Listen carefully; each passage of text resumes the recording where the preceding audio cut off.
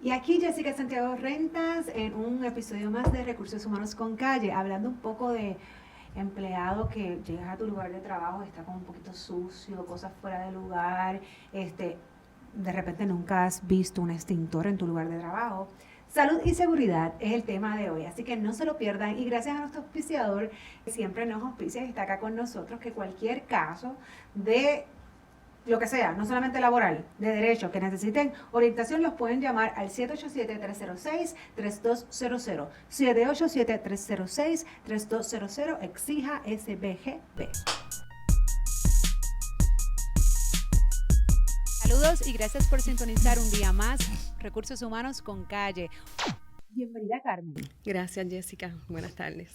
Gracias por ser luz hoy acá para nosotros, porque yo sé que esto es un tema que obviamente todo el mundo tiene que saber, que hay ciertas cosas que son de cumplimiento, ¿no? A nivel legal. Y en estos días ha habido un tema de mucho auge en Puerto Rico, porque obviamente estamos en la temporada, ¿no?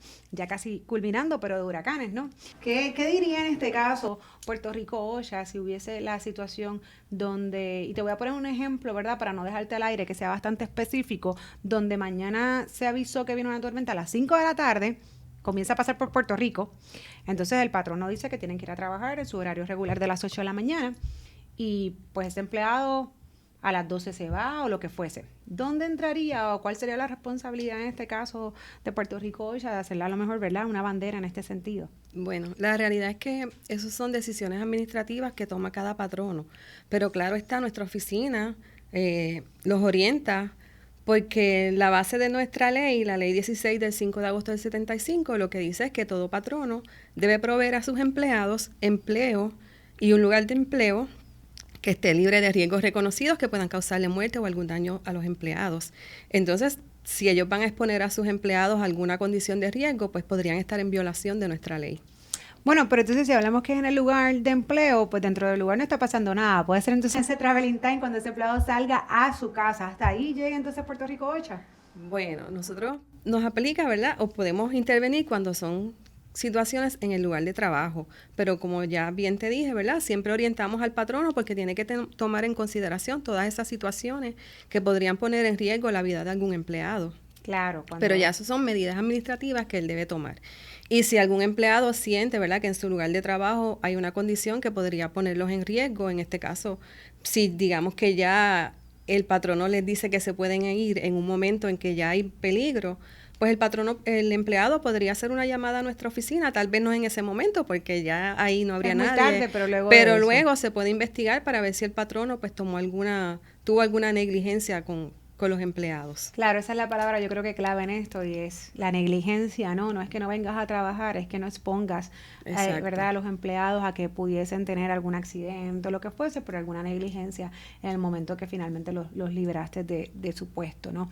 ¿Qué es lo básico, Carmen, que un patrono tiene que tener para cumplir con Puerto Rico OCHA? Wow.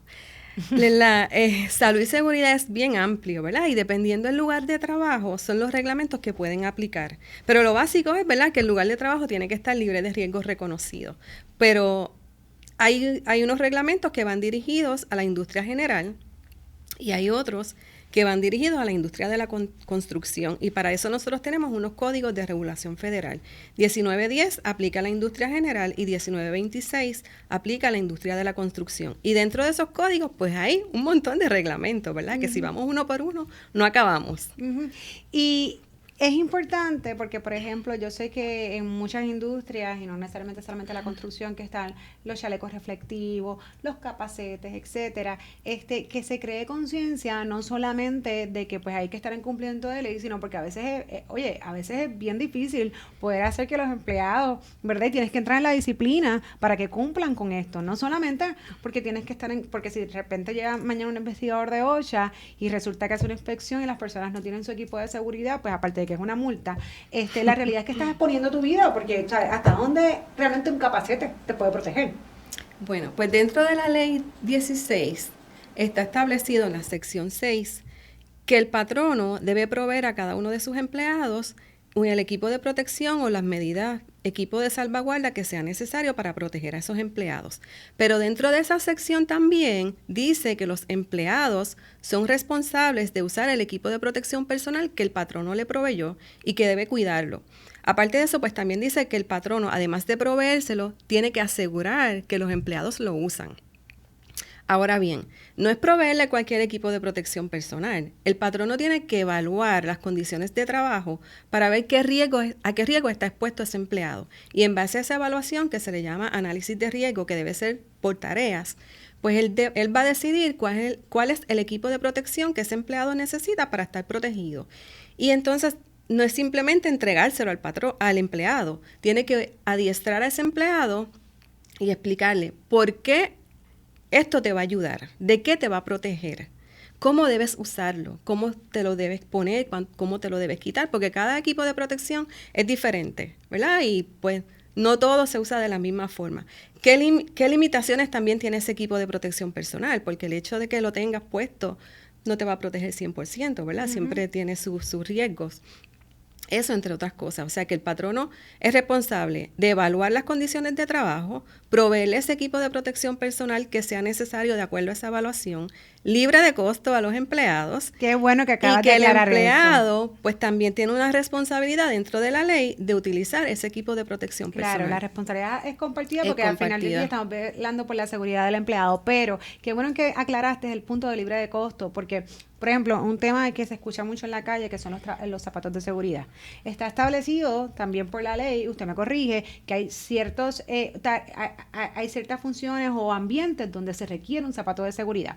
Y el zapato de seguridad, que suele ser bastante común, y digo bastante común porque sí hay muchas áreas y ambientes que se le solicitan, es, por ejemplo, parte de un equipo de protección, ¿verdad? Claro. De seguridad, no un uniforme. Sí, es parte del uniforme, pero es parte de esta ley donde se le requiere un zapato de seguridad y donde el patrono tiene que proveerle ese zapato de seguridad. Porque a veces yo he escuchado unos cuentos por ahí de que, no, pues tú te vas, yo te pago tanto, tú pagas la diferencia, o ¿Cómo realmente debería, verdad, este patrono trabajar un caso, por ejemplo, de zapatos de seguridad? Bueno, primero hacer la evaluación de riesgos que ya te mencioné y de acuerdo a las tareas que realice ese empleado, si lo necesita o no.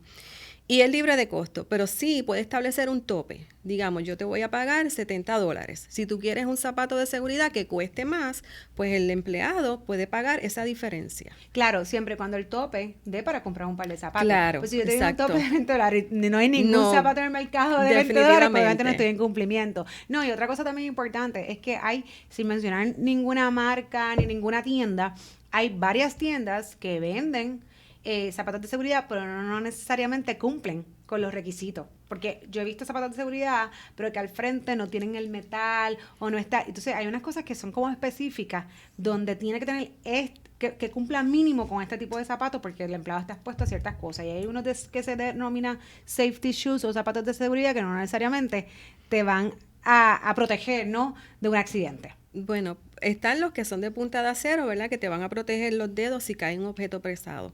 Pero también hay algunos, por ejemplo, para los electricistas, que tienen que tener una protección para evitar que haya que si tiene contacto con corriente, pues vaya a pasar esa corriente a través del pie. Y pues en otros sitios tal vez unas botas de goma, porque lo que vas a trabajar con agua. Así que dependiendo del trabajo, dependiendo del riesgo, es el equipo de protección que se le va a proveer al empleado. Y si el patrono no tiene una persona que sea especialista en estos temas y pueda identificar, por ejemplo, en este caso, qué tipo de zapato, qué tipo de capacete, etcétera, la Oficina de Puerto Rico OSHA les provee alguna persona que los ayude o que los oriente a definir cuál es el equipo, por ejemplo, de seguridad para ese empleado. Bueno, existe la división de consultoría donde los patronos pueden llamar el libre de costo y puede solicitar una consulta para su lugar de trabajo. Y entonces se va a ir allí, un especialista va a evaluar las condiciones de trabajo y le puede hacer algunas recomendaciones. Claro está que el patrono que solicite ese servicio pues debe estar comprometido en que va a cumplir con las normas de seguridad y salud. Y pues una consulta podría ser en cuanto al tipo de zapato o el tipo de equipo de protección que necesiten los empleados. Y una cosa también que es importante, volviendo al equipo de protección, no me quiero ir de ese tema, es que pues hay muchos equipos donde tú los entregas y no porque lo entregaste te olvidaste de ellos. Y me explico. algunos equipos, que incluso esta que está aquí desconocida, ¿verdad? Pues tienen fecha de expiración. Por ejemplo, ¿quién diría que una escalera tiene fecha de expiración? Pues sí, una escalera tiene fecha de expiración. O sea que no solamente el patrono tiene la responsabilidad y obligación de hacer entrega de ese equipo, sino de también llevar la continuidad de estas fechas de expiraciones, que igual los capacetes, por ejemplo, tienen una fecha de expiración. O sea que estar al pendiente de cuando yo le tengo que reemplazar ese equipo también al empleado. Definitivamente. Asimismo sucede, por ejemplo, con los arnés, que también tienen una fecha de expiración, ¿verdad? Porque cada equipo tiene un material que con el tiempo se va a ir deteriorando y entonces la función no va a ser la misma. Así que el patrono, pues, tiene que estar pendiente de esas condiciones también.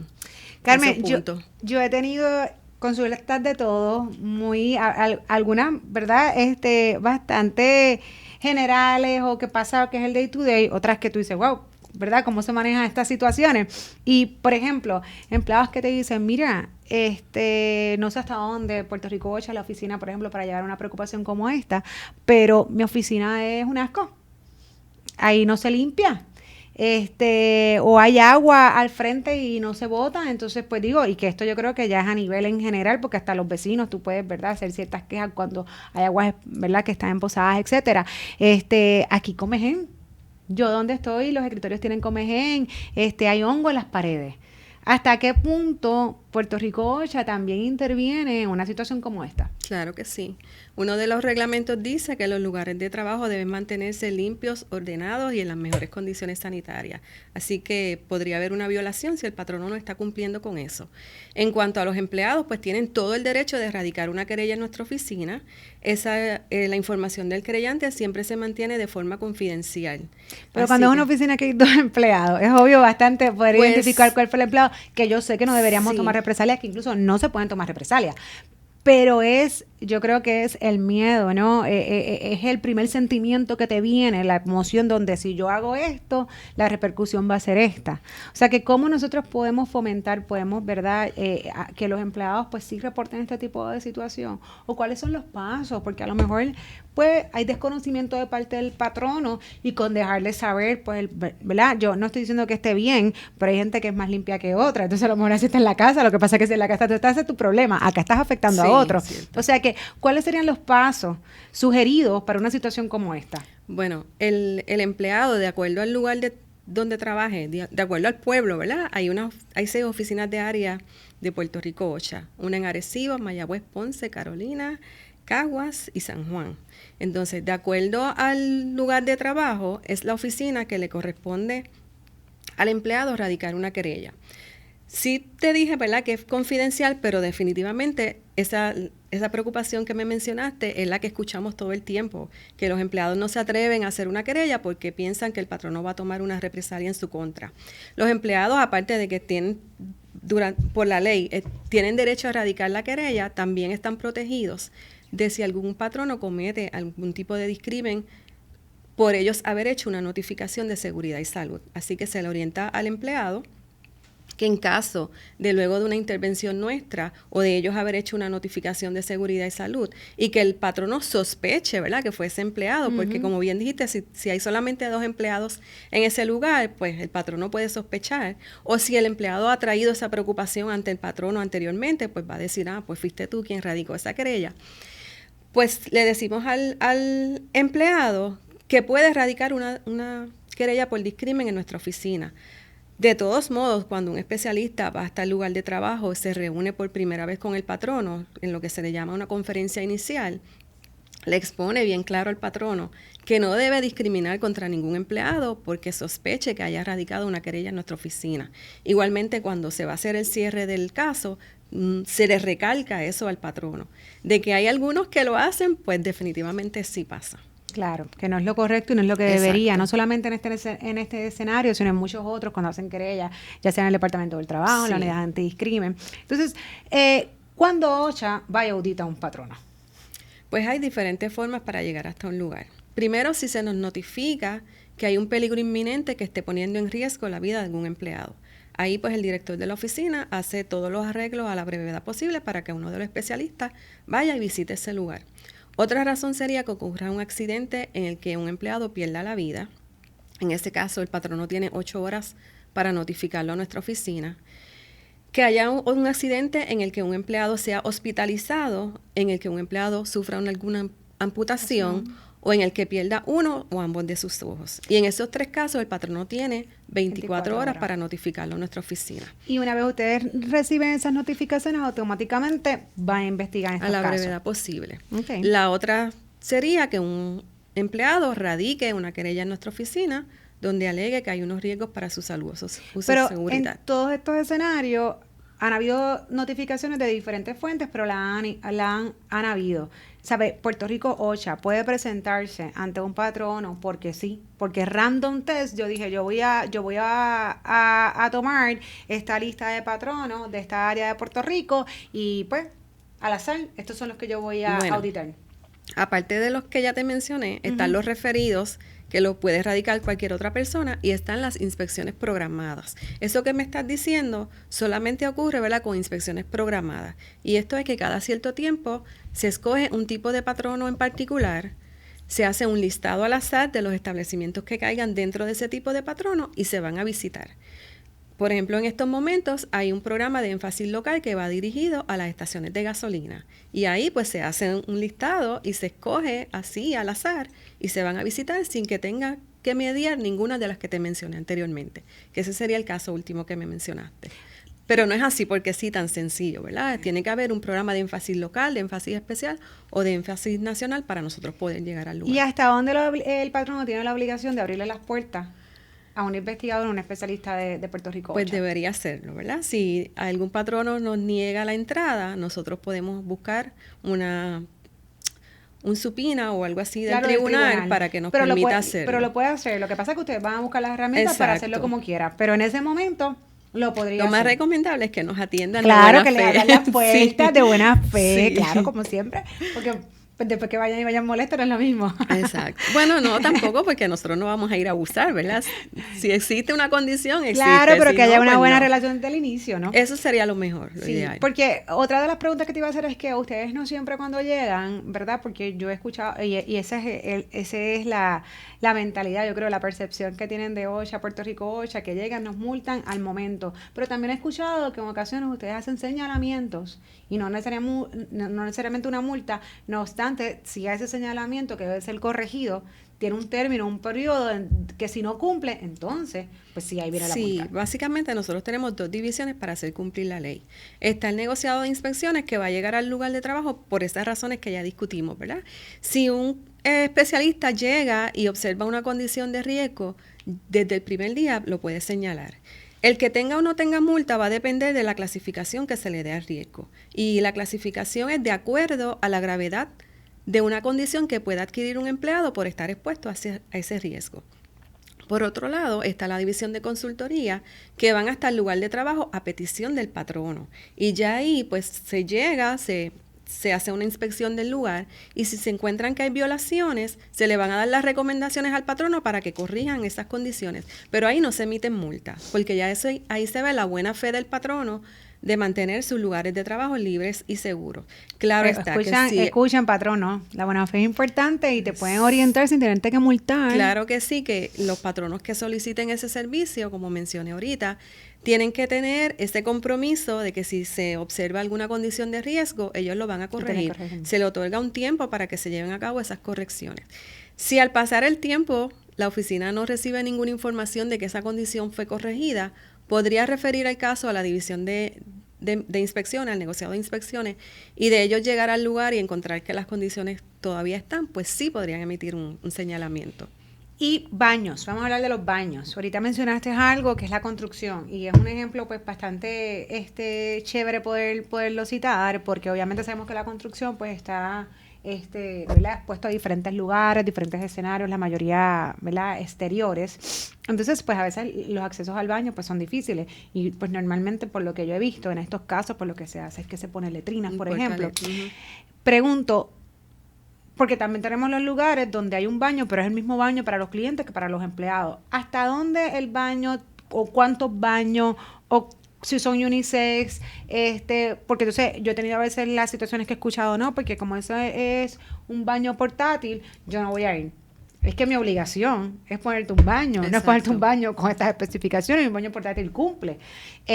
Ahora, un baño portátil para cuánta gente, unisex o no. O sea que explícanos un poco referente a eso. Sí, el reglamento en industria general dice que el patrono tiene que proveer baños a sus empleados de acuerdo a la cantidad. Hay una tabla que es la J1 del reglamento 1910-141 que va a decir cuántos baños debe haber de acuerdo a la cantidad de empleados.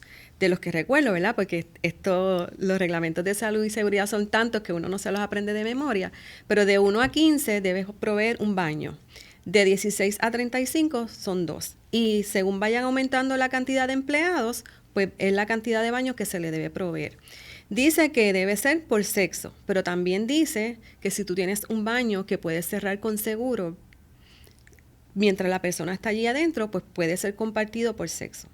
Okay. Así que la cantidad, pues... Digo que igual con lo de la identidad de género y orientación sexual, lo mejor es que pues cumplas con eso y entonces sea el compartido, ¿no? Y así pues maneja ambas leyes al mismo tiempo. Entonces tendrías que tomar en consideración también que si es el baño compartido con los clientes, pues tienes que tomar en consideración el la cantidad de los clientes que recibe. Okay. Y entonces en construcción, pues como quiera, tienen que proveerle sus baños, ya sean portátiles, ¿verdad? Y importante, tanto en industria general como en construcción, que también se les tiene que proveer agua para que se puedan lavar las manos, algún agente desinfectante y alguna forma también para que se sequen las manos. Ok. Entonces, en el caso de los extintores, que eso es algo que también yo creo que es para todas las industrias que tienen que tener pues por seguridad estos extintores, que también, que yo sé que ahí es que entra bombero, pero que también tiene una fecha de expiración, que hay que revisarlo, que hay que llenarlo. Todo el mundo tiene que estar preparado para un caso de fuego. Sí. En los lugares de trabajo pues deben proveer extintores, aunque esto lo regulan mayormente bomberos de acuerdo a la clasificación que le den del tipo de trabajo, la cantidad que van a requerir o dónde van a estar ubicados. Pero para nosotros, ¿verdad? Tienes un extintor, tienes que hacer una inspección mensual a ese extintor para verificar, ¿verdad?, que esté visiblemente en condiciones, que su manguera no esté rota, que tenga el pasador, que el reloj esté indicando si está cargado, si está descargado, que el cilindro esté en buenas condiciones. Esa inspección mensual la hace el patrono. Ahora, hay una inspección anual, que esa es una inspección pues que ya la debe hacer una compañía que se dedique a eso, porque son unas inspecciones más a fondo, por decirlo así. Uh-huh. Pero es responsabilidad del patrono tenerlo colocado en sus lugares que no estén obstruidos y que se les lleve a cabo esas inspecciones, bueno, entre algunas cosas. Y que, porque el problema es que de repente tienes un extintor, ya ha pasado años y nadie lo ha verificado y mañana Dios no lo quiera, llega el fuego y no te sirve para nada el extintor. No te sirve porque no se descargó. Entonces, por eso es que la inspección anual es bien importante. Y una de las principales solicitudes que hace OSHA o Puerto Rico OSHA cuando llega al lugar de empleo son los formularios OSHA. La 300, 300A, 301, ¿no? Que hoy día eso se debe, y me corrige, ya hace más de 1 o 2 años, ¿no?, que se cambió a la parte digital, donde electrónicamente los patronos tienen la obligación de entonces llenarla, y ya no la tienen que tener visible, o de igual forma tienen que tener la 300A visible. Lo que cambió allí es que para patronos que tienen más de 250 empleados, tienen que enviarla digitalmente, pero todo patrono que tenga más de 10 empleados, o sea, 11 o más, viene obligado a llenar ese informe anualmente y debe colocarlo así. Todavía está eso, que desde el 1 de febrero hasta el 30 de abril tiene que colocar el correspondiente al año anterior. Entonces, importante, porque eso no estaba, fíjate que no estaba clara, o sea que patronos que tengan menos de 250 empleados sigue con el método tradicional, sigue llevando hay papel. Algunas excepciones, ¿verdad? Y hay que buscar una tabla donde dice, de acuerdo a la clasificación industrial, te va a decir si tiene menos de esa cantidad, quién debería entonces enviarlo electrónicamente. Pero definitivamente, 11 empleados o más, todo patrono pues tiene que cumplir con ese reglamento. Eso no. Y allí se registran todas las lesiones o enfermedades relacionadas a una condición en el lugar de trabajo. Ok, perfecto. Pues gracias mil, Carmen, por A la acompañarnos orden. en este episodio tan informativo, tanto para empleados como patronos. Así que resumiendo, pueden haber cosas tan sencillas como la limpieza, patrono. Ojo, no Definitivamente. esperan que nadie le venga a decir que tienen que limpiar la oficina. Cosas tan sencillas como que hay un archivo que casi se está cayendo. No vamos a esperar que ese archivo se nos caiga en la cabeza. Pues a veces nos puede costar un poquito, pero realmente nos costaría más si tuviésemos un accidente, así que esos archivos se deben de cambiar también, ¿no? Sí. Ya hablamos como por ejemplo asuntos de Comegen, entre otros, hongos, o sea que sí es responsabilidad del patrono mantener estas áreas saludables para los empleados.